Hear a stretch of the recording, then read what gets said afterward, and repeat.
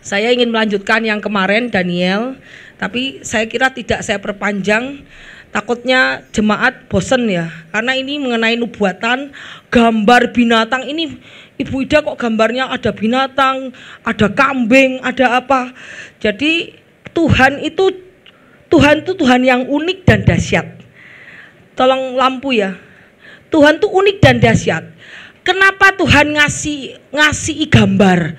Ada gambar binatang, ada gambar tanduk, ada gambar patung, ada gambar ada gambar kambing dan domba. Kenapa? Karena Tuhan ingin merahasiakan semuanya. Kalau dibuka bener-beneran, ini Alkitab bisa di-ban loh. Sorry ya, bisa di-ban tuh apa? Bisa dilarang. Kalau Tuhan tidak ngasih perumpamaan, tidak ngasih seperti ini Alkitab bisa dihancurkan, tidak bisa kita baca sampai sekarang ini. Jadi kenapa Tuhan ngasih perumpamaan, ngasih gambaran-gambaran dan dimeteraikan tuh orang dibuat nggak tahu. Kamu baca sekali nggak tahu, tapi meterai itu dibuka pada saat akhir zaman. Kenapa? Supaya Alkitab ini bisa tersebar luas dan kita baca sampai saat ini. Saya kalau lihat, wah benar juga Tuhan. Kalau terang-terangan, orang jahat sudah langsung, orang-orang yang hidupnya tidak tercatat dalam kitab kehidupan, orang yang hidupnya bukan anak-anak Tuhan, yang dari iblis, dia langsung bisa menghancurkan Alkitab. Supaya tidak banyak orang yang mengetahuinya. Tapi itulah Tuhan tuh Allah yang dahsyat, Allah yang cerdas, Allah yang pencipta otak kita juga. Jadi dia mengapa memberikan gambaran ini sebagai gambaran, karena orang baca kan tidak tahu apa ini. Dan itu dimeteraikan dibuat orang tidak ngerti. Pada saat akhir zaman tiba itu dibukakan rahasia semua misteri yang akan terjadi di akhir zaman. Dan kita semua bisa mengerti, orang-orang pilihannya bisa mengerti karena sudah dibukakan dan disebarkan semua. Kalau terang-terangan sudah pasti ban. Justru kita lihat bahwa kitab Henok di-ban toh, tidak dimasukkan di Alkitab. Karena kitab Henok itu menulis terang-terangan tentang kejatuhan iblis, tentang apa yang terjadi, tidak dikanonkan di dalam Alkitab. Karena terang-terangan, itulah kepandaian Tuhan.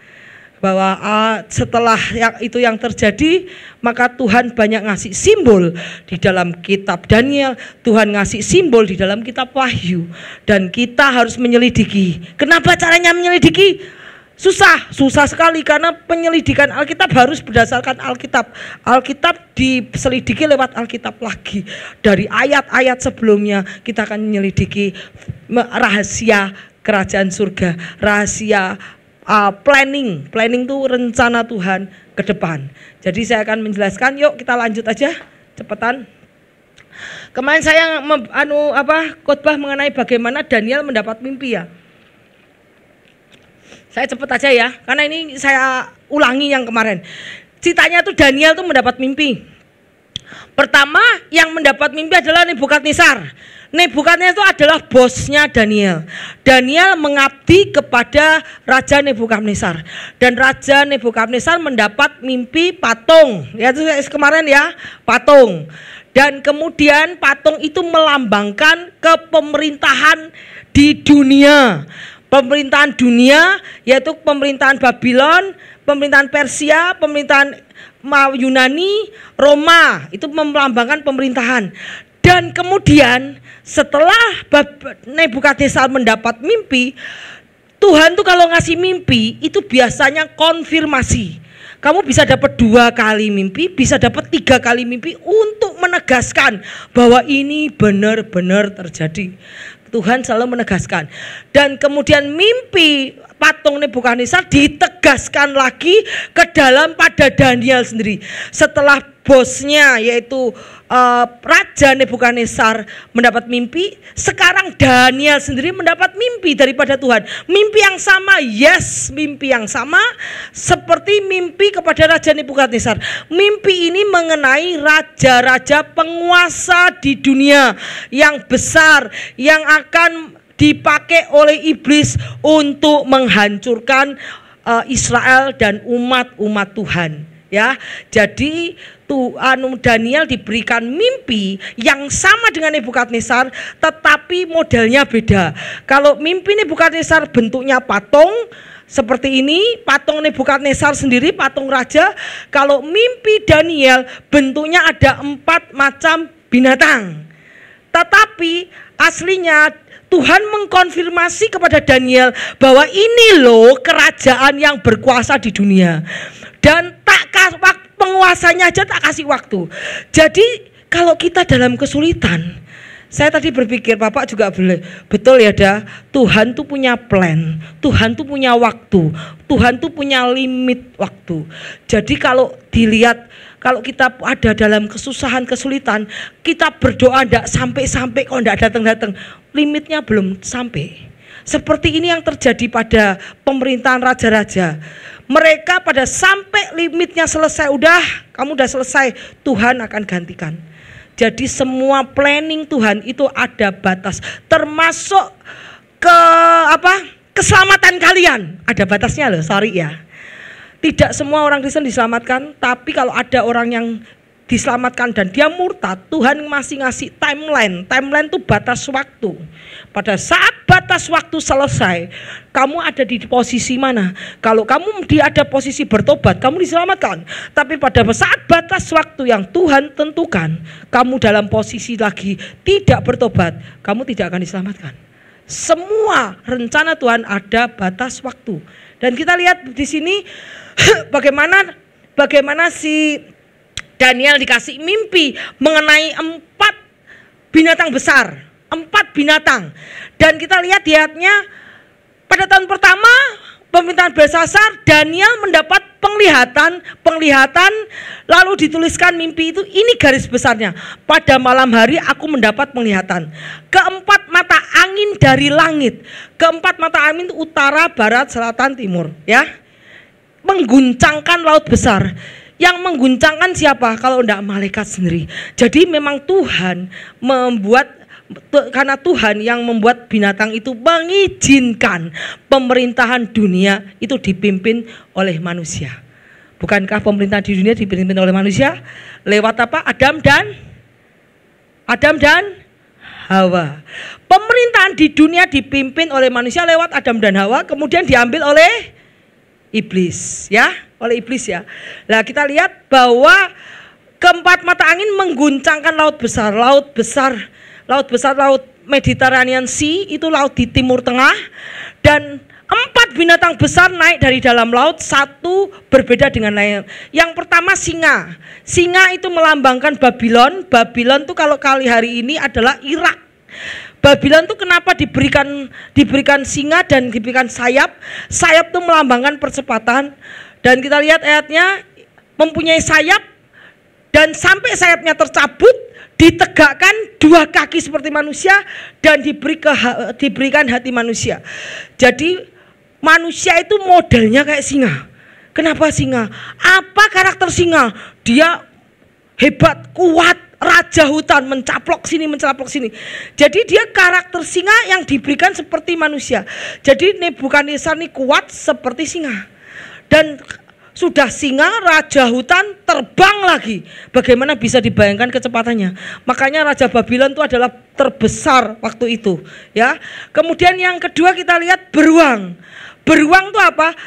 3 tulang rusuk di waktu ada 3 tulang rusuk di mulutnya.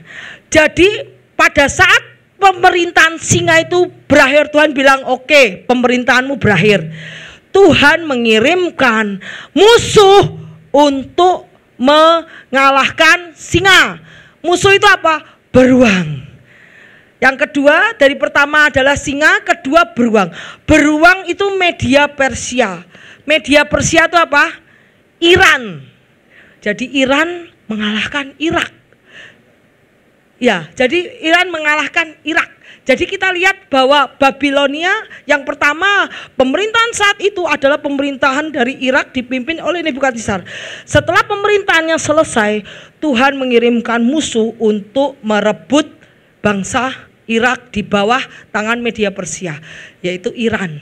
Nah kemudian dipimpin oleh Iran. Kemudian apa? Ini melambangkan 3 rusuk, itu melambangkan bahwa saat itu media Persia sudah mengalahkan 3 bangsa. 3 bangsa yang dikalahkan, yang pertama pasti Babylon, betul? Babylon itu adalah singa tadi. Satu adalah Babylon, kedua adalah bangsa Mesir, ketiga adalah bangsa Lydia. Lydia itu bangsa di antara Turki, itu dikalahkan dulu. Jadi pada saat Tuhan mengirimkan musuh untuk mengambil alih bangsa Irak, bangsa Iran sudah punya 3 jajahan. Pertama dia Babylon, mengalahkan Babylon. Kedua bangsa Mesir sudah di dalam jangkauan wilayahnya. Dan ketiga bangsa Turki sudah masuk ke dalam wilayahnya. Kemudian setelah itu Tuhan bilang waktumu berakhir. Waktu pemerintahan bangsa Irak, media Persia berakhir. Kemudian yuk lanjutnya. Kemudian aku melihat tampak seorang binatang yang lain seperti macan tutul. 4 sayap burung itu ada 4 sayap di punggungnya. 4 sayap melambangkan 4 raja. Ya. Dan binatang itu berkepala 4 dan diberikan kekuasaan. Ya. Jadi 4 sayap juga melambangkan kekuatan yang sangat besar. 4 kepala melambangkan 4 pimpinan. Jadi saat itu bangsa Irak punya 4 kepala pimpinan. Media Persia dikepalai oleh 4 raja. Dan rajanya gede-gede sampai bersayap. Udah namanya leopard, larinya kenceng gak? Yang namanya leopard itu dikenal seorang macan tutul yang larinya sangat kencang. Apalagi punya sayap. Berarti istilahnya dia menjarah, menguasai banyak wilayah dengan sangat cepat. Dan wilayahnya juga banyak. Ya, kalau kalau lion tuh kuat, strong. Kalau leopard dikenal kecepatannya untuk mengalahkan banyak bangsa. Ya, jadi ini ini adalah Yunani, bangsa Yunani. Kemudian bangsa Yunani punya 4 pemimpin. Ada 4 kepala berarti 4 pemimpin. Ada sayap berarti percepatan. Sudah jalannya kencang leopard, terbang lagi, berarti itu biasa mengalahkan banyak bangsa. Terus kemudian binatang yang keempat, ya ini yang kita belajar binatang keempat. Binatang keempat yang menakutkan, dahsyat, sangat kuat, bergigi besar, dari besi, ia melahap, meremukkan, sisanya diinjak-injak dengan kakinya. Ia berbeda dengan segala binatang yang terdahulu, lagi pula ia bertanduk 10. Lah, binatang keempat ini yang kita mau pelajari. Kenapa? Karena saya lihat binatang kayak yang kita lihat belajar tadi adalah binatang singa, binatang beruang, binatang leopard. Ini sudah masa lalu. Masa lalu itu sudah lalu. Jadi kita sekarang ada di binatang yang keempat. Itu sudah masa lalu. Kita sekarang sudah ada di binatang keempat. Dan sekarang kita sudah ada yang di dalam atas, di tanduk. Binatang keempat, binatang itu melambangkan kekaisaran, kingdom. Bukankah di Alkitab bilang nanti pada akhir zaman akan terjadi peperangan dan kabar tentang perang. Negara akan melawan negara, bangsa akan melawan bangsa, ya toh? Bangsa akan melawan bangsa. Jadi bangsa yang besar, terus kingdom akan melawan kingdom, negara akan negara. Jadi ada negara, ada bangsa. Jadi bangsa itu meliputi suatu yang besar lagi, yang di dalam bangsa itu ada negara. Ngerti ya? Negara melawan negara, bangsa melawan bangsa. Ya, di dalam Alkitab akan terjadi nanti pada saat akhir zaman akan terjadi deru kabar perang, bangsa melawan negara, bangsa melawan bangsa. Kalau negara itu masih kecil, tapi kalau bangsa itu meliputi suatu wilayah dengan beberapa negara di dalamnya. Ya, jadi kita lihat. Jadi kalau orang bilang kingdom kingdom. Kingdom itu kekaisaran, ya. Empire itu adalah lebih daripada satu negara. Kingdom atau empire itu lebih dari satu negara. Dan kita lihat bahwa di dalam sini kita ada di binatang yang keempat. Sekarang kita ada di dalam binatang keempat. Binatang melambangkan kingdom. Kingdom itu kekaisaran. Empire. Empire itu bangsa yang besar. Itu melambangkan binatang keempat. Tandu itu melambangkan raja-raja. Landu itu melambangkan 10 raja yang bertahta di dalam kekaisaran yang besar, di dalam bangsa yang besar. Jadi bangsa itu banyak negara. Jadi binatang keempat itu adalah bangsa, di dalamnya ada 10 raja yang berkuasa. Nah, kita sudah ada di binatang yang keempat. Yang keempat, binatang yang di atasnya punya 10 tanduk. 10 tanduk itu 10 raja. Negara-negara kecil, 10 negara yang ada di dalam bangsa itu. Ya. Kemudian setelah sementara kamu memperhatikan tanduk-tanduk itu, tampak tumbuh di antaranya satu tanduk lain yang kecil. Pada saat ini ada 10 raja yang berkuasa. Nanti akan tumbuh satu di antara mereka. Satu di antara mereka di bangsa mereka. Yes. Karena ini badan ini adalah bangsa.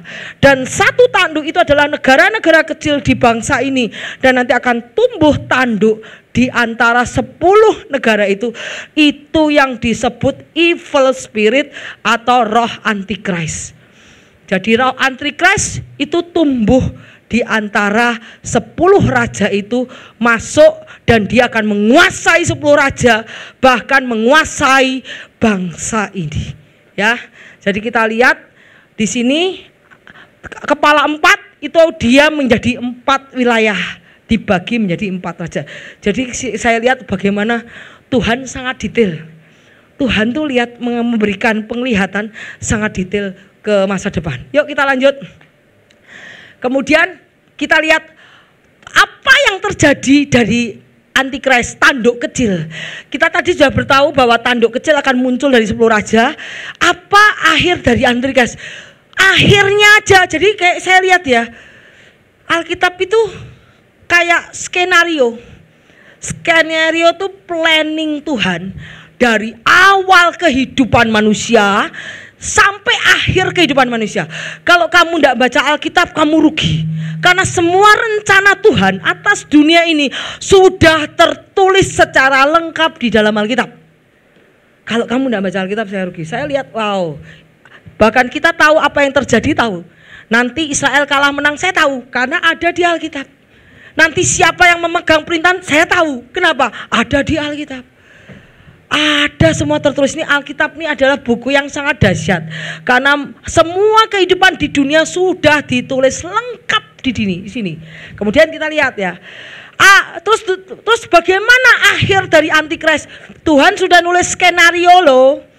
Jadi ceritanya, storynya dari awal bumi dijadikan sampai akhir bumi selesai.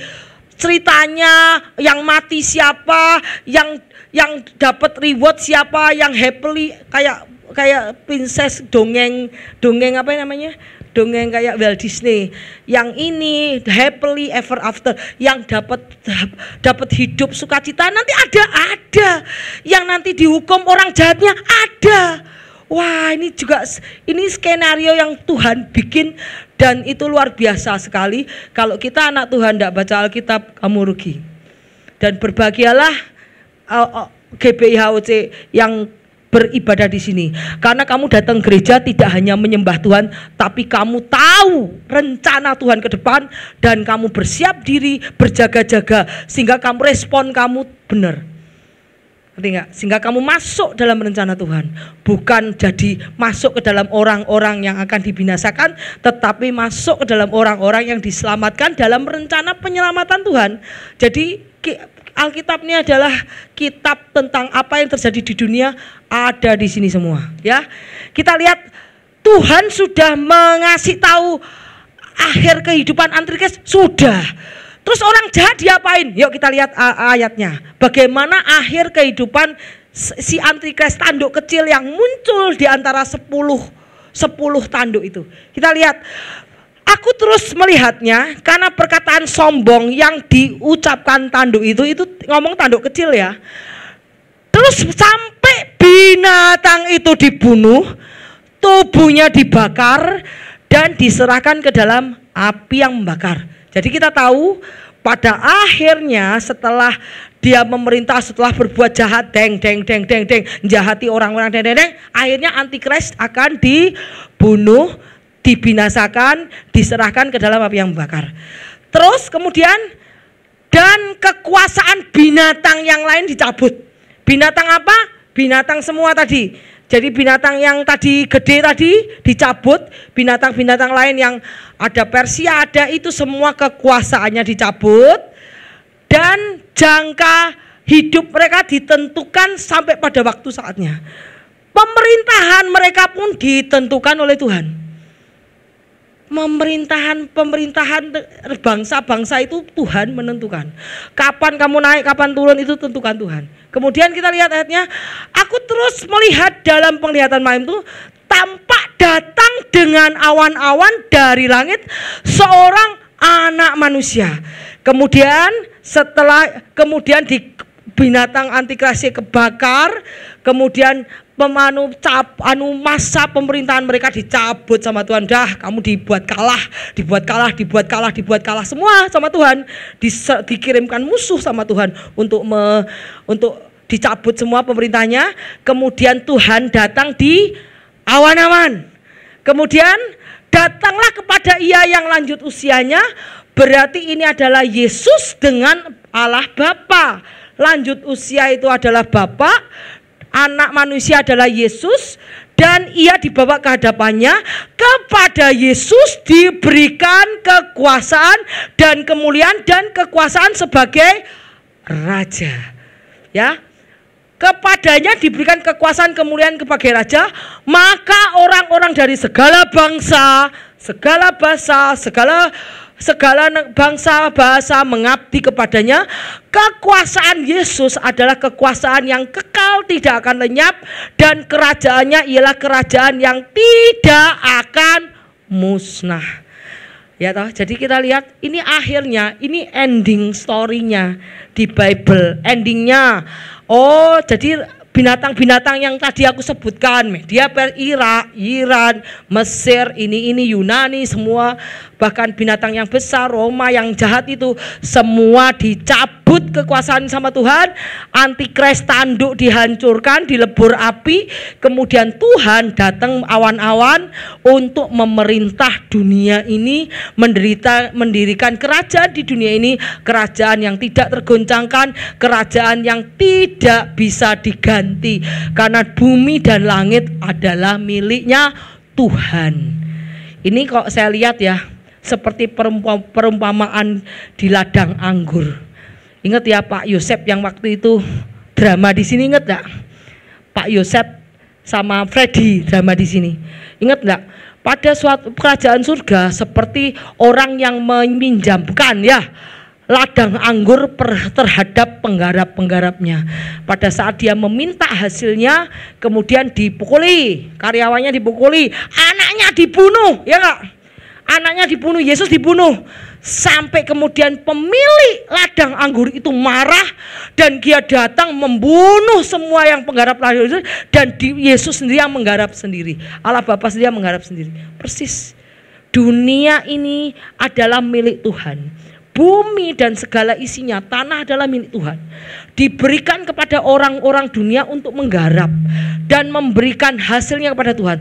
Tetapi mereka malah jahat, tidak memberikan hasilnya pada Tuhan, malah membunuh orang yang dikasihi Tuhan. Saat itu Bapak Mas datang menghancurkan penggarap-penggarap itu, dan bumi itu diambil alih oleh Bapak sendiri. Persis sama seperti ini.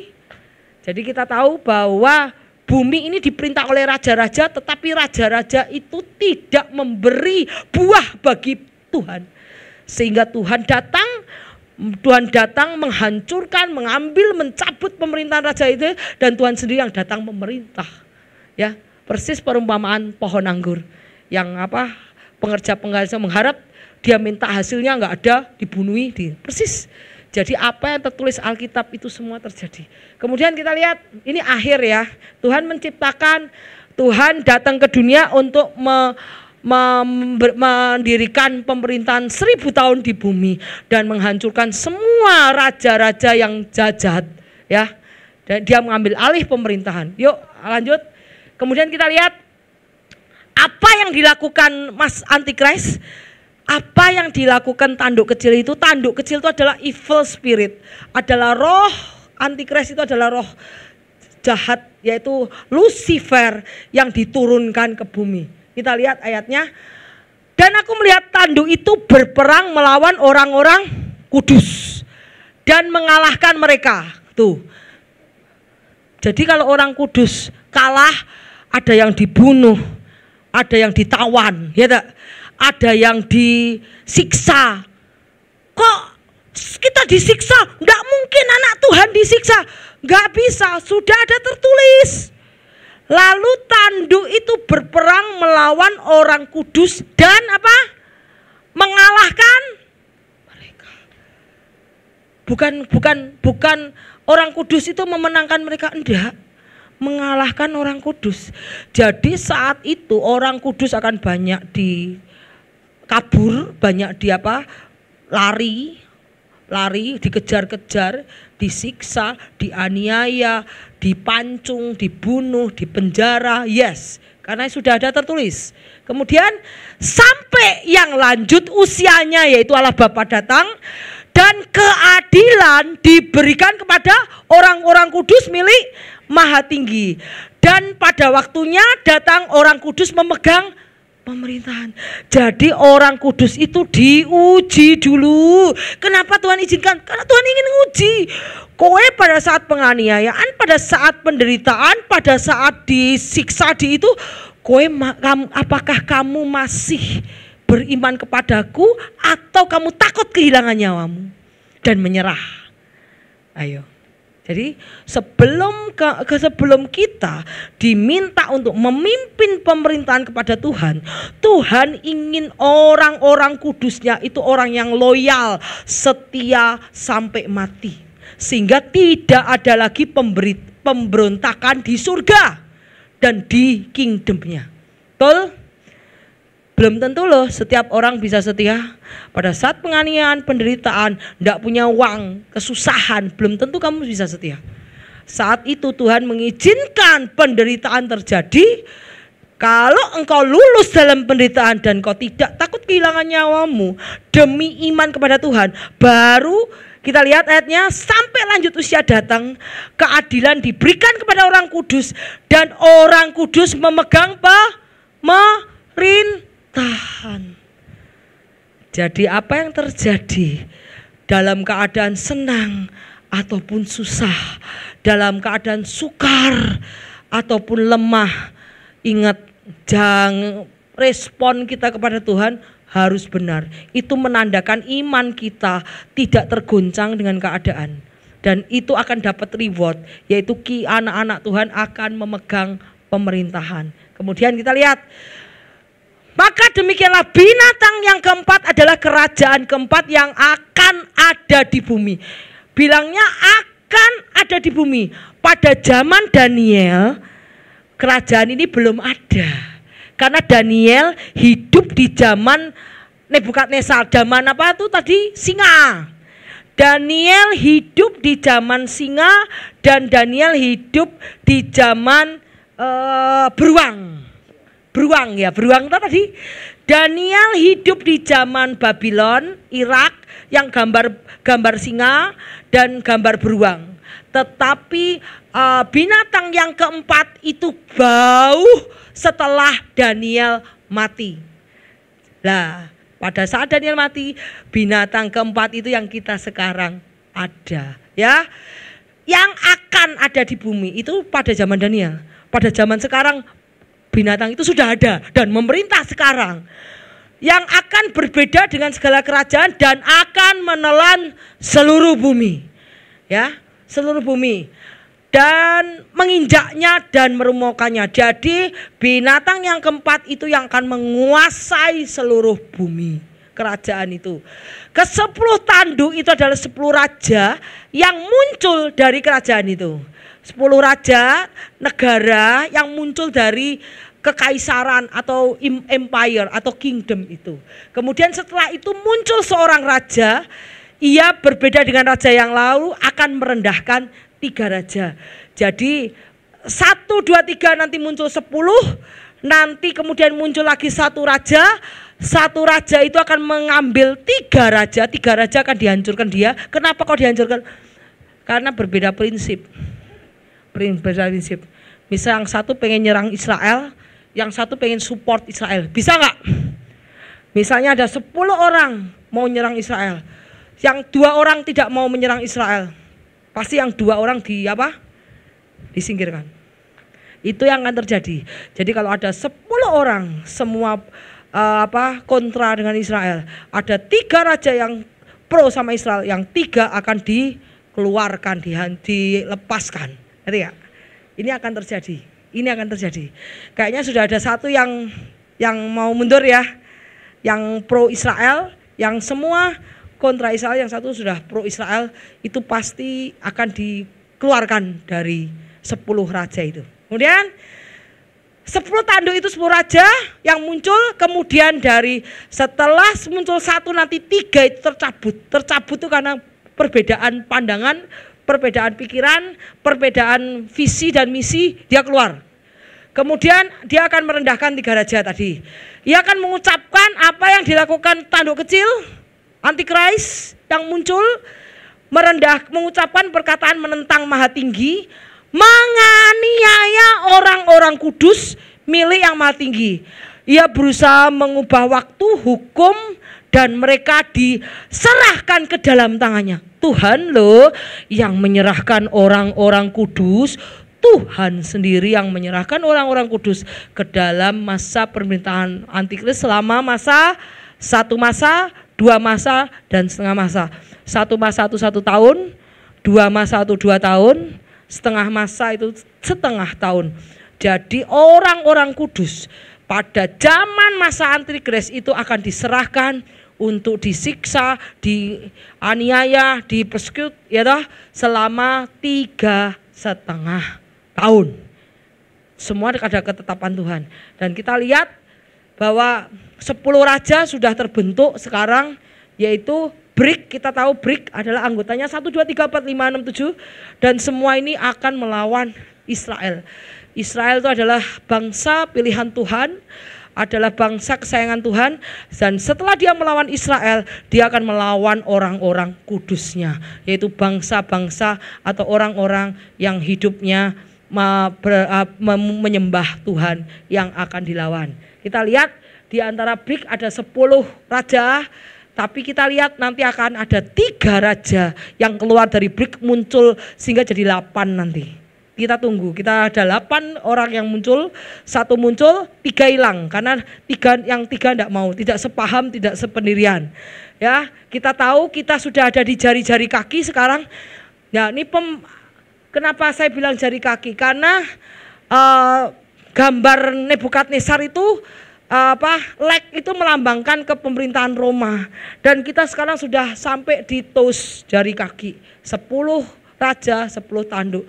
Jadi sudah saatnya batu dari Tuhan menghancurkan patung itu, dan Tuhan akan mendirikan kingdom pemerintahan di dunia. Kita lihat bahwa pemerintahan bahwa Roma Empire itu kekuasaannya besar. Segini semua ini adalah Western, ada Eastern. Jadi seluruh Timur Tengah itu hampir dikuasai oleh kekuasaan Roma Empire, yaitu yang disebut binatang itu. Binatang yang aneh itu adalah kekaisaran Roma. Dan Kekaisaran Romawi itu meliputi sebagian Europe, sebagian Asia, dan lebih banyak Timur Tengah. Jadi kita tahu bagian Timur Tengah ini Afrika termasuk apa? Kekaisaran Romawi, kemudian Mesir, Arab, Asia Timur, kemudian Eropa seperti Turki semua. Jadi semua ini, terus kemudian Irak, Iran, Lebanon, Yaman, semua termasuk Kekaisaran Romawi. Ada Romawi Timur, ada Romawi Barat. Jadi besarnya kekuasaan Kekaisaran Roma saat itu sampai hampir seluruh Timur Tengah dan Asia Minor, Asia Kecil, bahkan Eropa itu masuk ke dalam Roma, Paris, Jerman itu masuk ke dalam Kekaisaran Romawi. Jadi itu adalah bangsa yang disebut binatang yang menghancurkan dan menginjak-injak seluruh negeri. Itu adalah Kekaisaran Romawi yang wilayahnya sangat banyak. Dan Antikris timbul di antara bangsa itu, salah satu bangsa itu. Yuk kita lanjut lainnya. Terus apa yang terjadi? Lalu majelis pengadilan duduk. Majelis pengadilan itu adalah Tuhan duduk, kekuasaan dicabut, dimusnahkan, dihancurkan sampai lenyap. Maka pemerintahan, kekuasaan, kebesaran dari kerajaan-kerajaan di bawah semesta langit di dunia akan diberikan kepada orang-orang kudus. Jadi kalau Tuhan kok jahat ya, kita dianiaya, disiksa, itu ujian by your faith. Apa kita kalau lihat masa lalu, apakah Daniel nggak diuji? Daniel diuji nggak? Sorry ya, diuji loh. Daniel dimasukin ke kandang singa loh. Sadrak, Mesak, Abednego diuji nggak? Diuji loh. Sadrak, Mesak, Abednego dimasuk ke furnace fire loh, kepada api. Tuhan izinkan? Yes. Tapi Tuhan melihat bahwa iman mereka, sekalipun dia mati, dia tetap tidak tergoncangkan. Tetap tidak apa-apa aku mati daripada aku menyembah kamu. Itu yang nanti akan diangkat Tuhan menjadi pemerintahan di kerajaannya Yesus. Kita lihat bahwa pemerintahan mereka adalah pemerintahan kekal, segala kekuasaan akan mengabdi dan tunduk kepada mereka. Jadi kita tahu bahwa kalau kalian dalam ujian, dalam cobaan, dan tetap mempertahankan iman kamu, ingat reward selalu ada. Jangan ikut cara dunia, jangan ikut cara orang-orang yang tidak mengenal Allah, tetapi cari cara Tuhan. Pada saat engkau pakai, kamu punya iman daripada logika, kamu akan melihat reward. Seperti apa yang dikatakan Alkitab, bahwa semua pemerintahan, kebesaran, semua akan diberikan, akan dicabut pemerintahan dunia dari orang jahat, dicabut, diberikan kepada orang-orang kudusnya. Padahal orang kudus sudah menderita dulu, tapi akan diberikan. Jadi ada reward di balik ujian dan cobaan. Ya, kemudian kita lihat bahwa bless, diberkatilah orang yang endure itu bertahan di dalam penderitaan, karena mereka akan menerima mahkota kehidupan. Ya, kita lihat bagaimana Tuhan akan datang menegakkan hukum. Alkitab itu adalah hukum. Tuhan akan datang untuk menegakkan hukum di bumi. Barang siapa tidak mengikuti hukumnya, dia akan dihancurkan. Barang siapa yang mengikuti hukumnya, dia akan dijadikan kepala-kepala pemerintahan, imam-imam dan raja-raja di pemerintahan Yesus. Ya, jadi Tuhan datang, semuanya adalah tentang worship dan tentang about Israel.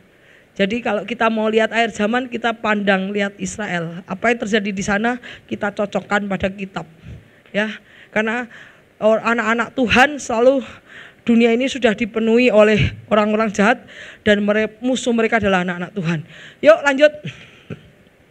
Kita lihat penglihatan domba jantan dan domba betina. Sekarang kemudian ada lagi, ini si Daniel dikasih mimpi lagi. Tadi 4 binatang, sekarang domba. Yuk kita lihat. Pada tahun ketiga pemerintahan Belsasar, aku melihat penglihatan. Aku melihat dalam penglihatan itu bahwa aku sedang di tepi sungai. Aku mengangkat mukaku melihat ada domba jantan berdiri, tanduknya 2, dan kedua tanduk itu tinggi, tetapi yang satu lebih tinggi. Kenapa? Domba itu melambangkan Media Persia, yaitu kerajaan Iran. Iran yang satu Media, yang satu Persia. Persia lebih tinggi karena Persia kerajaannya lebih besar. Kemudian yang satu lebih tinggi dan yang tinggi tumbuh terakhir. Aku melihat domba jantan menanduk ke barat. Menanduk ke barat itu dia menguasai barat, menguasai utara, menguasai selatan. Tidak ada seorang binatang pun yang tahan, sehingga semua bangsa dikalahkan. Ya, dan tidak ada yang dapat membebaskan diri dari dia berbuat sekehendak hatinya. Yuk lanjut. Tapi sementara aku memperhatikan, tampak seekor kambing jantan dari sebelah barat melintasi seluruh bumi tanpa menginjak tanah. Dan kambing itu mempunyai suatu tanduk yang aneh di antara kedua matanya. Balik yang tadi coba. Balik yang tadi. Nah, kambing, kemudian ada kambing, anunya satu, tanduknya satu besar melawan. Jadi Tuhan mendatangkan kerajaan Media Persia udah selesai. Tuhan mendatangkan musuh. Skenario luar biasa ya di Alkitab. Tuhan mendatangkan musuh dari mana itu? Dari Yunani. Kambing ini melambangkan Media Persia, melambangkan Media Persia atau kerajaan Iran. Ini melambangkan kerajaan Yunani. Nah, kemudian Tuhan mendatangkan dari kerajaan Yunani seorang musuh yang kuat, tanduknya satu tadi, tanduknya satu. Yuk kita balik tadi. Ya. Ada satu tanduk yang aneh di antara kedua matanya. Ia datang pada domba jantan yang 2 tanduknya itu yang kulihat berdiri dengan menyerang dengan keganasan yang gelap. Hebat. Aku melihatnya mendekati domba jantan menggeram, di tanduknya domba jantan dipatahkan kedua tanduknya. Jadi kerajaan Iran dihancurkan oleh kerajaan Yunani. Tadi yang kambing. Nah, domba jantan itu tidak berdaya, tidak tahan, dihempaskan dia bumi, diinjaknya, dan tidak ada yang melepaskan domba jantan itu dari kuasanya. Berarti domba jantan sudah hancur. Dan wilayahnya siapa yang menguasai? Yunani. Jadi wilayah Media Persia, Iran dikuasai oleh Yunani. Terus kita lihat ayatnya. Kambing jantan itu sangat membesarkan dirinya, tetapi ketika ia sampai ke puncak, patahlah tanduk yang besar itu. Lalu tempatnya tumbuh 4 tanduk yang aneh, sejajar dengan keempat mata angin yang dari langit. Yuk ulangi, balik tadi depan, balik tadi. Nah, ya, kemudian tanduk ini satu besar ini patah. Begitu patah, dia keluar lagi 4 tanduk. 1, 2, 3, 4. Ya, keluar lagi 4 tanduk. Yuk balik lagi tadi. Nah, dia keluar lagi tanduk yang besar, lalu tempatnya tumbuh 4 tanduk sejajar dengan keempat mata angin dari langit. 1, 2, 3, 4. Maka dari salah satu itu muncul tanduk kecil. Tanduk kecil itu adalah lambang kekuasaan Antikris. Jadi Antikris sudah muncul di sini. Antikris yang sama, roh yang sama akan muncul di akhir zaman. Di lewat yang tadi kaki itu ada tumbuh anduk kecil. Di sini kita lihat tanduk kecil dalam zaman Romawi. Tetapi nanti akhir zaman akan muncul tanduk kecil. Tanduk kecil itu adalah roh evil spirit, roh Lucifer. Kita lihat. Muncul tanduk kecil yang menjadi besar ke arah selatan, ke arah timur, dan arah tanah permen. Arah tanah permen itu Israel. Lagi-lagi Israel. Tuhan tuh paling jengkel kalau ada negara-negara yang mengutuki Israel, menjajahi Israel, karena Israel kesayangan Tuhan. Karena Tuhan bahkan meminta Yerusalem akan menjadi capital city. Capital city apa? Kota pusat pemerintahan nanti pada saat kedatangan Yesus kedua kali. Jadi lihat nih, bahkan tanduk itu akan muncul tanduk kecil. Tanduk kecil itu adalah evil spirit. Itu akan muncul, roh Antikris muncul, dan dia akan menguasai selatan. Di tanduk kecil ini menjadi besar, kemudian menguasai seluruh Timur Tengah. Timur Tengah, semua negara itu dikuasai. Wilayahnya meliputi Israel, tuh Israel dikuasai, Lebanon, Syria, Jordan, Irak, Iran, Turki, Saudi Arabia, Kuwait, Afghanistan, Pakistan, Turkmenistan, yaitu Seleucid Empire. Jadi semua daerah itu dikuasai oleh si tanduk kecil dari kerajaan Yunani. Terus kita lihat, ia menjadi besar bahkan ini kita lihat, ia menjadi besar bahkan sampai kepada bala tentara langit, dan dari bala tentara itu bintang-bintang dijatuhkan beberapa ke bumi. Bintang-bintang itu lambang malaikat ya. Dan diinjak-injaknya, bahkan terhadap panglima bala tentara ia membesarkan dirinya, dan daripadanya diambilnya korban persembahan sehari-hari, dan tempatnya yang kudus dirobohkan. Jadi tanduk kecil itu dia blasphemy apa ya? Menghujat Tuhan. Pertama dia menghujat Tuhan, bahkan dia meninggikan lebih daripada Tuhan, dan dia menjatuhkan semua malaikat-malaikat ke bumi, semua dikuasainya, diinjak-injak, panglima membesarkan dirinya, bahkan persembahan ke Tuhan tidak boleh, dia harus persembahan ke dirinya. Dan tempat kudusnya, bait Allahnya diacak-acak sama Tuhan. Pada saat itu ada bait Allah diacak-acak sama Tuhan. Terus kita lihat, suatu kebaktian diadakan secara fasik menggantikan korban sehari-hari. Kalau dulu di bait Allah selalu orang nyembelih kambing atau domba, betul ya? Tekukur atau apa sesuai dengan ada yang di kitab di sini ya, imamat ya. Ada di kitab sini bahwa kamu kalau ke bait Allah pengakuan dosa atau piye sama simam, kamu harus membawa persembahan ini. Semua dihilangkan, digantikan, dan tidak boleh dia menggantikan sunat, tidak boleh. Apapun peraturan Tuhan melakukan apa festival untuk kayak apa seperti roti tak beragi, Paskah dilarang semua, bahkan sunat dilarang. Jadi apapun yang Tuhan ajarkan dilarang semua. Lewat Alkitab dilarang semua. Dan kita lihat suatu kebaktian menggantikan korban sehari-hari, kebenaran dihempaskan bumi, apa yang diperbuatnya berhasil. Tuhan bilang apa yang dibuatnya berhasil. Kemudian kudengar seorang kudus berbicara, dan yang seorang kudus berbicara, Tuhan berapa lama penglihatan ini, yaitu korban sehari-hari kefaksikan, tempat kudus diserahkan, dan bala tentara diinjak-injak. Kapan Tuhan penghinaan terhadap engkau akan terjadi? Tuhan bilang 2300 petang dan pagi, artinya 2300 tahun akan terjadi. Dari 2300 tahun sampai Tuhan menghakimi, itu akan terjadi. Penghinaan terhadap Tuhan akan Tuhan biarkan terjadi sampai masa 2300 genap. Baru Tuhan datang menghakimi bumi. Dan kita lihat apa yang terjadi. Sifat si tanduk kecil itu sama dengan sifat Lucifer. Kita lihat ayatnya di Lucifer. Di Yesaya kita lihat kejatuhan Lucifer. Engkau sudah jatuh dari langit, hai bintang timur, engkau sudah dipecahkan dan jatuh ke bumi. Saat Lucifer di surga, dia dijatuhkan ke bumi. Dan engkau mengalahkan bangsa-bangsa. Bangsa-bangsa semua dikalahkan oleh Lucifer, dan Lucifer menggunakan bangsa-bangsa itu untuk melakukan kehendaknya.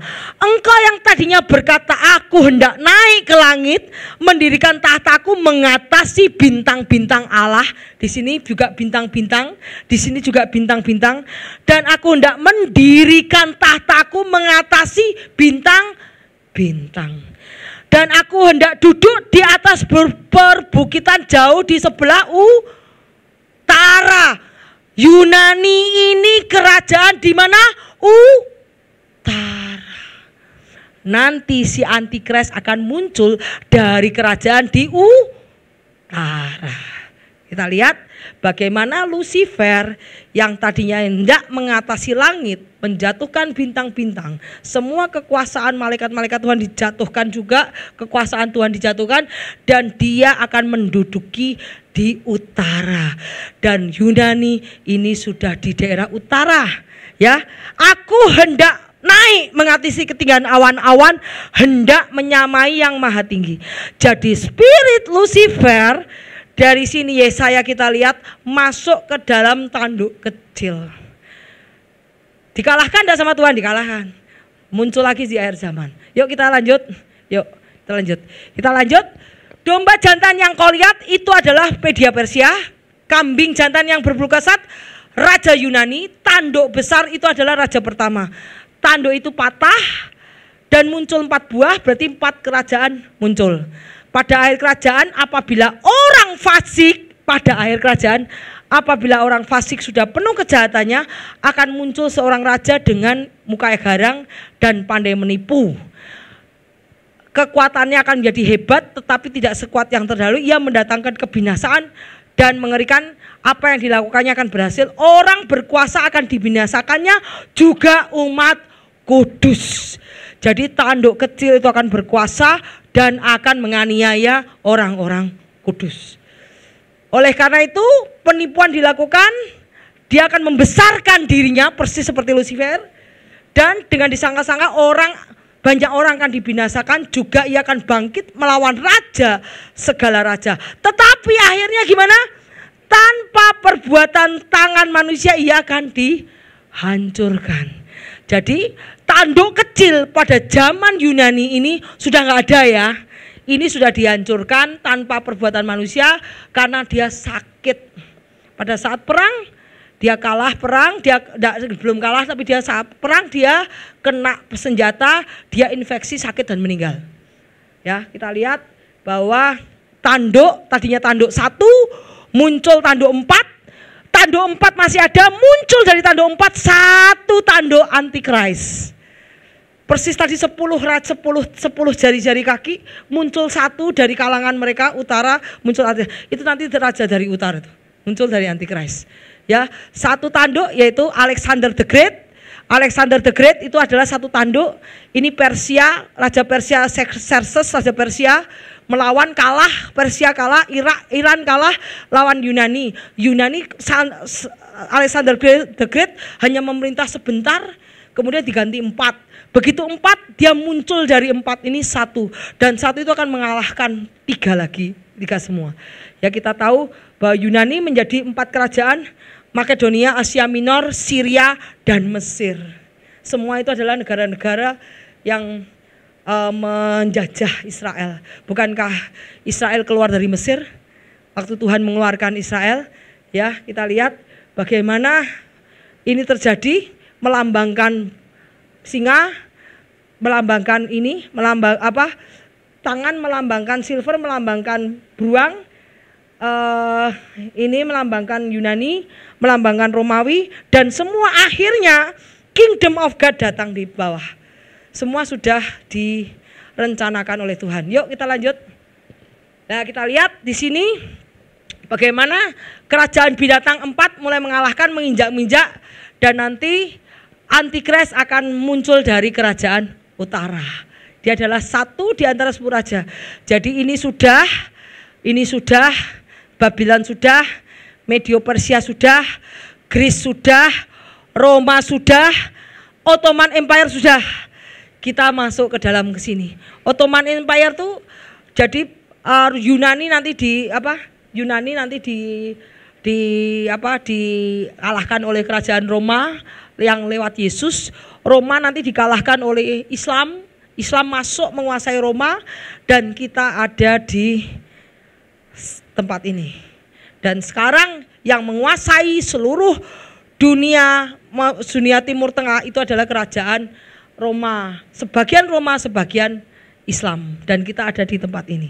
Ya, kita ada di sekarang 7 King Prophecy sudah dibuka dan kita sudah ada di sini, di penghujung dunia. Yuk kita lanjut. Kita lihat 70 kali 7 masa telah ditetapkan oleh bangsamu dan kotamu yang kudus untuk melenyapkan kefasikan. Tuhan ngasih waktu. Kapan Tuhan semua selesai? 70 kali 7. Nanti aku akan menghancurkan semua yang jahat dan aku akan turun ke dunia. Ya, ternyata Tuhan sudah ngasih waktu juga. Terus kemudian untuk menggenapkan penglihatan para nabi, dan ketahuilah saat firman keluar yaitu Yerusalem dipulihkan, dibangun kembali. Yerusalem dibangun kembali itu pada saat apa ini? Babylon, pada saat Babylon dihancurkan. Terus kemudian dibangun kembali pada zaman Nehemia, Esra, pada saat Esra dibangun kembali oleh zaman Raja Artaxerxes. Kemudian dari sini 69 tahun ketika Yesus datang. Maka ketahuilah, pahamlah bahwa firman itu keluar pada saat Yerusalem dipulihkan sampai kedatangan seorang yang diurapi yaitu Yesus Kristus. Seorang raja ada 7 kali 7 masa dan 62 kali 7 masa. 62 sampai 7 berarti 69. 69 kali masa. Kota itu akan dibangun dengan tengah kesulitan, tetapi di tengah-tengah kesulitan. Waktu itu Esra membangun, Esra membangun bait Allah dengan kesulitan. Yang satu bangun, yang satu pakai pedang. Kalau ada orang, kenapa musuhnya banyak orang yang tidak suka bahwa bait Allah dibangun pada zaman Esra. Jadi Esra ini membangun bait Allah kembali yang sudah dihancurkan oleh Nebukadnezar. Dia membangun kembali dengan susah payah. Dengan satu bawa pedang, satu bangun, satu bawa bricks. Brick itu apa? Bawa untuk bangun-bangun. Bata, satu bawa bata, satu bawa pedang. Semua tukang-tukang bangun bawa pedang semua. Karena apa? Banyak orang yang tidak mau penyembahan kepada Tuhan dilakukan. Begitu banyaknya orang yang jahat, ya. Jadi, tapi bait Allah tetap dibangun, dan kemudian 69 tahun kemudian, 69 kali 7, 483 tahun kemudian baru Yesus datang. Yesus datang. Kemudian Yesus datang. Kita lihat saat firman keluar, Yerusalem akan dipulihkan, dibangun kembali sampai kedatangan yang diurapi seorang raja 70 kali 7 masa dan 62 kali 7 masa. Kota itu akan dibangun. Sesudah 62 kali 7 masa akan disingkirkan orang yang diurapi. Jadi di sini 7 tahun, di sini 62, kemudian Yesus disingkirkan, Yesus disalib. Yesus disalib. Kemudian tidak ada salahnya apa-apa. Ini firman berkata bahwa akan disingkirkan seorang yang diurapi padahal tidak ada salahnya. Maka datanglah seorang raja memusnahkan bait Allah. Kemudian bait Allah dimusnahkan oleh siapa? Titus. Raja Titus dalam pada Roma. Bangsa Romawi menghancurkan bait Allah. Setelah Yesus mati, bait Allah terbelah. Terus Tuhan bilang nanti bait Allah kan tidak ada lagi, benar ya? Akan jadi reruntuhan. Dan benar Tuhan mendatangkan Titus dari Roma untuk menghancurkan bait Allah. Bait Allah dihancurkan lagi setelah Yesus. Kemudian datanglah seorang raja memusnahkan bait Allah, dan sampai pada akhir zaman lah. Dan sampai pada akhir zaman tetap akan ada peperangan, tetap ada pemusnahan seperti yang ditetapkan. Jadi kita mau apapun, akhir zaman tetap ada, pemusnahan tetap ada, peperangan tetap ada. Raja membuat perjanjian menjadi berat bagi banyak orang selama 1 kali 7 masa. Pada pertengahan 7 masa akan menghentikan korban sembelihan dan korban santapan. Sama toh pada saat itu akan dilakukan penolakan akan penyembahan kepada Tuhan. Sama. Jadi apa yang terjadi di sini nanti di Coming Prince pada saat masa 7 tahun di sini ya, pada saat ini berhenti. Penghitungan Tuhan berhenti pada saat Tuhan datang. Injil diperintahkan. Jamnya Tuhan berhenti. Karena itu masa anugerah. Tuhan ngasih rest loh. 69 week itu adalah 69 kali 7 di sini. Itu kejahatan banyak berkuasa di situ. kemudian Mesias datang untuk menyebarkan Injil. Di sini tuh masa anugerah. Itu yang disebut kenapa clock-nya Tuhan berhenti. Clock itu apa? Jamnya Tuhan berhenti berdetak. Ada masa vakum. Vakum itu masa anugerah. Pada saat Yesus datang untuk menyebarkan, di sini masa anugerah atau church, masa gereja Tuhan. Kita tuh termasuk gereja loh. Kita gereja Tuhan yang menerima firman-Nya itu disebut gereja. Di sini adalah masa gereja. Masa church age, yaitu masa waktu gereja Tuhan. Karena Tuhan menyebarkan. Setelah masa gereja berakhir, pada saat rapture itu masa gereja terakhir. Sebentar lagi masa gereja akan terakhir, Tuhan akan datang kembali. Tuhan akan datang kembali mengambil gerejanya, baru kemudian clock Tuhan mulai jalan lagi 7 tahun masa aniaya. Kita tuh dianggap masa gereja. Dan jam Tuhan berhenti pada zaman anugerah. Pada saat gereja rapture, jam Tuhan datang lagi, itu masuk ke masa tribulasi. Tribulasi itu 7 tahun, 3,5 tahun adalah masa sangkakala, masa Tuhan menghancurkan bumi. 3,5 tahun masa Tuhan, masa antikris berkuasa. Jadi masih ada 7 tahun lagi kita hidup yang di bumi. 3,5 tahun adalah masa sangkakala, Tuhan akan menghancurkan bumi. Setelah gerejanya diangkat lewat rapture, Tuhan akan memberi perhitungan kepada bumi. Dia akan menghancurkan bumi dengan sangkakala. Setelah 3,5 tahun baru kemudian antikris berkuasa.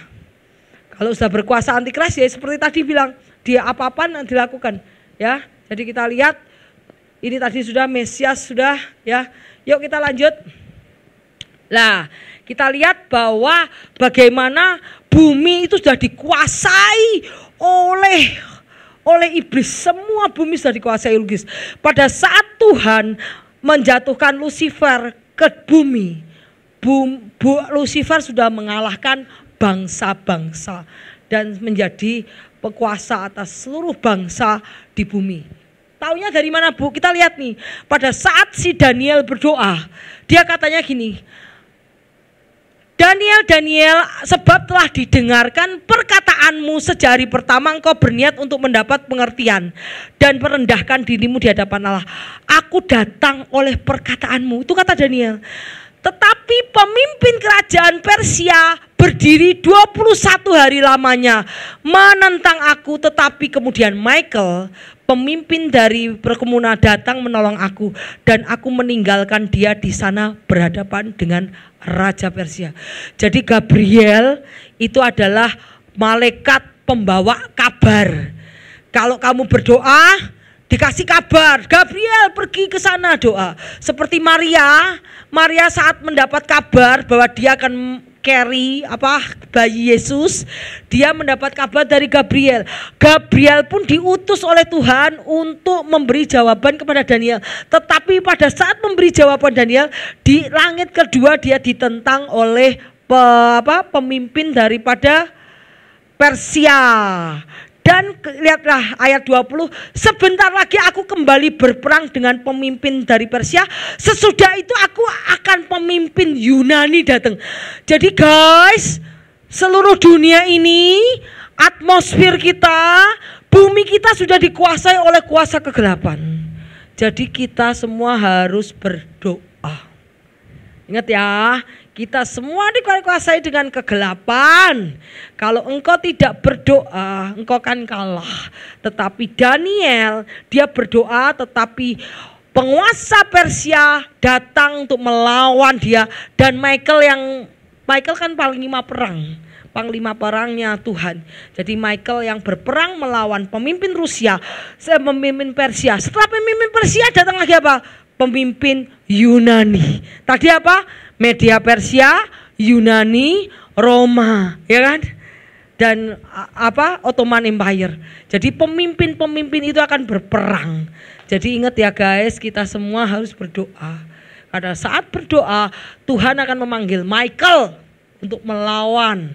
Karena Michael itu adalah panglima perang yang mengalahkan semua iblis, ya. Kita harus berdoa. Di sini kita lihat bagaimana doa kita bisa diblok sama Tuhan. Doa kita bisa diblok sama setan. Ngerti gak? Doa kita bisa diblok sama setan. Jadi Tuhan pun mengirim Michael untuk mengambil rintangan itu, ya. Yuk kita lanjut. Masih ada, yuk. Nah ini kita tidak selesai. Raja negeri utara selatan itu adalah kita lihat tadi yang saya sudah jelaskan, Alexander the Great, ini Xerxes, ini Raja Persia tadi yang 4, tadi Cyrus, Darius, Raja Persia itu yang keluar dari sini, ini adalah Daniel 11. Saya jelaskan aja. Daniel 11 itu menceritakan, ini saya urut ya dari Daniel 1 sampai Daniel 12. Jadi berbahagialah kamu, tidak usah baca Alkitab. Daniel 11 itu adalah menceritakan tentang kontradiksi antara Raja Utara dan Raja Selatan. Nah, Raja Utara dan Raja Selatan itu dimulai dari Daniel 11 itu tadi perlawanan kerajaan Yunani dan Alexander the Great, ya. Kemudian Raja Persia itu ingat di masa pemerintahan Daniel itu Raja Darius. Yang kemarin dengar khotbah saya, Raja Darius sampai nangis-nangis, sampai puasa, tidak bisa tidur saat si Daniel dimasukkan ke gua singa. Darius itu raja yang baik. Darius ini raja yang baik. Jadi dia orangnya nggak ambisi. Jadi yang ambisi banget itu adalah Raja Xerxes. Darius itu raja yang baik, bahkan dia sangat mengasihi Daniel. Tapi pada zaman Raja Xerxes itu ambisi. Dia mau mencaplok sini, mencaplok sana, mencaplok sini, banyak mau dicaplok negara. Kayaknya saya nggak selesai nih. Besok aja deh. Saya mau habis ini saya mau cerita tentang Antikris jam 12. Antikris akhir zaman, ya. Jadi Raja Selatan. Tapi tinggal sebentar kali ya. Coba saya tinggal sebentar kok. Hah? Masih banyak ya? Waduh. Masih 11 slide. Waduh. Masih 11 slide. Waduh. Banyak ya. Ya. Oke. Ya udah, ini kemudian saya mau menceritakan bahwa Raja Negeri Utara Selatan itu tentang intern dari Yunani sampai nanti dari sini muncul si Antikris. Coba kita lanjut habis ini Antiopenes. Lah. Oh, habis ini lihat. Kita lihat bahwa apa yang dilakukan tanduk kecil, kita lihat raja ini sampai tadinya dia bait Allah dibuat mainan. Bait Allah di Israel digantikan dengan tadinya dia mempersembahkan kambing domba, dibuat mempersembahkan babi. Kemudian habis itu satu lagi dan menggantikan tabut Allah, the Ark of God, tabut Allah digantikan dengan patung dewa Zeus. Patung dewa Zeus dimasukkan ke dalam bait Allah dan menyuruh semua orang menyembah. Kalau tidak menyembah patung dewa Zeus dan kamu tidak mempersembahkan babi, kamu semua dibunuh. Apa yang terjadi di zaman Yunani ini terjadi di zaman Daniel, terjadi di zaman Sadrak, Mesak, Abednego, dan nanti akan terjadi di masa Antikris. Jadi guys, ini pengulangan cerita. Jadi pada saat ini iblis berhasil dikalahkan, jebret. Iblis itu turun dulu, slow down dulu. Dia akan muncul lagi pada akhir zaman. Dan semua all is about worship. Worship itu penyembahan. Dia akan membuat penyembahan tidak kepada Tuhan, tetapi penyembahan kepada dirinya sendiri. Dan dia akan melarang hukum-hukum Tuhan akan diganti.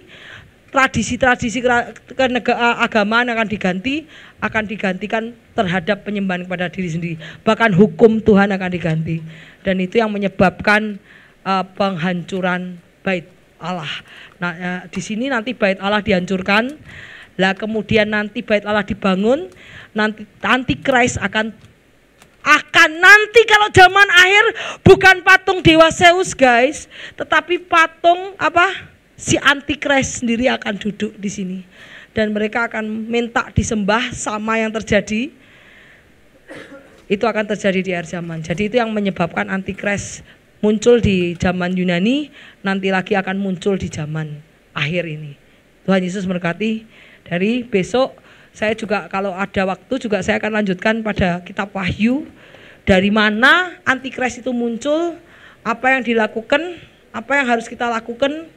Ingat waktunya sudah sangat dekat, ini 10 raja sudah muncul. Sebentar lagi akan ada kelihatan, ada yang pro dan kontra dengan Israel. Akan muncul, akan dilenyapkan 3 raja, akan 1 muncul. Kalau 1 muncul raja, sudah selesai. Sebelum saya lihat, sebelum 1 muncul, kita sudah rapture guys. Teman-teman semua, sebelum 1 muncul, dari 10 tanduk itu 1 muncul, kita sudah rapture. Karena kalau satu tanduk itu muncul dan menguasai semua, kekuasaan itu sudah diberikan kepada dia 3,5 tahun. Dan itu akan muncul setelah kita rapture. Jadi ingat, tujuan kita bukan dunia ini, bukan mencari kekayaan, tapi tujuan kita adalah bertemu Tuhan. Oke ya. Saya sudah terlalu lama, saya kira saya akan lanjutkan besok mengenai Wahyu 12, Daniel 11, 12, tinggal 11, 12 dan saya akan petik kitab Wahyu untuk menguatkan. Karena perjalanan hidup manusia dan endingnya itu ada kitab Wahyu.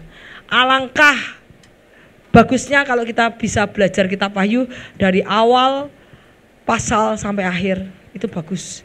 Karena kita jadi tahu berhati-hati dalam hidup di dunia ini. Tuhan Yesus memberkati. Yuk kita nyanyi bahwa Tuhan itu yang menciptakan segala yang ada, Tuhan yang menentukan waktu-waktu manusia, dan kita harus hanya punya Allah. Segala ujian mendatangkan kebaikan bagi kita supaya iman kita murni di hadapan Tuhan.